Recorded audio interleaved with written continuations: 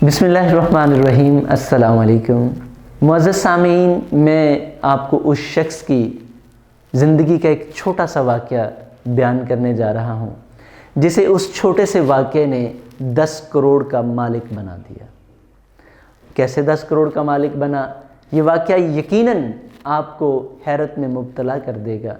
ये ऐसा, इसे नाकाबिले यकीन तो नहीं कहा जा सकता। हमारी ज़िंदगी में से बहुत सारे वाक़यात होते हैं, लेकिन ये आपको हैरान ज़रूर कर देगा।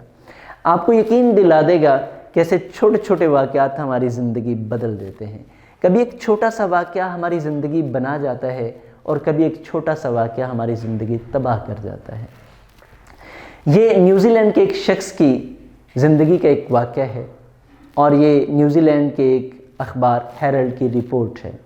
उसके मुताबिक एक शख्स एक दिन शॉपिंग मॉल से कुछ ख़रीदारी करने के लिए गया। वहाँ से वो एक लॉटरी का टिकट ख़रीदना चाहता था। अभी जिस कतार में वो खड़ा होना चाह रहा था, ये पहुँचा, इससे पीछे एक शख्स आया और वो इसे पीछे करके आगे खड़ा हो गया। ये उससे उलझना भी चाहता था, यकीनन बारी इसकी थी, लेकिन इसने सब्र से काम लिया, तहम्मुल से काम लिया। लोग चलते गए, उस जो इनसे आगे शख्स खड़ा था उसने भी टिकट ख़रीदा, वो चला गया। इन्होंने भी टिकट ख़रीदा और ये टिकट ख़रीद के घर चले गए। कुछ दिनों बाद जब लॉटरी अनाउंस हुई, वो नतीजा निकला, तो ये इनकी खुशी की कोई इंतहा न रही, क्योंकि ये उस लॉटरी में पहला इनाम हासिल करने वाले शख्स थे और वो लॉटरी थी 10 करोड़ की।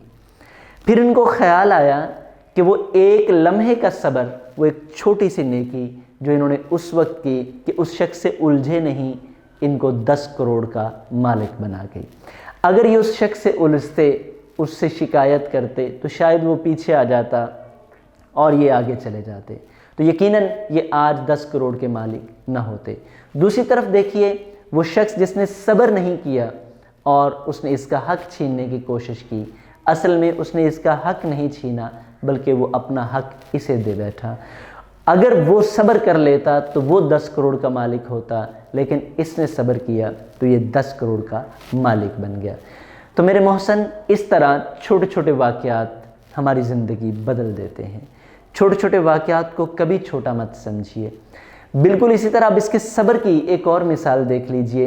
ये शख्स इतना साबिर था कि ये जब इसे पता चला, इसने कोई रिएक्शन शो नहीं किया, यानी कि अपने आप को अपने आप से बाहर नहीं हुआ, बल्कि मामूल की तरह अपने सारे दिन के काम किए और फिर शाम के वक्त जाके अपनी बीवी को वो खुशखबरी सुनाई।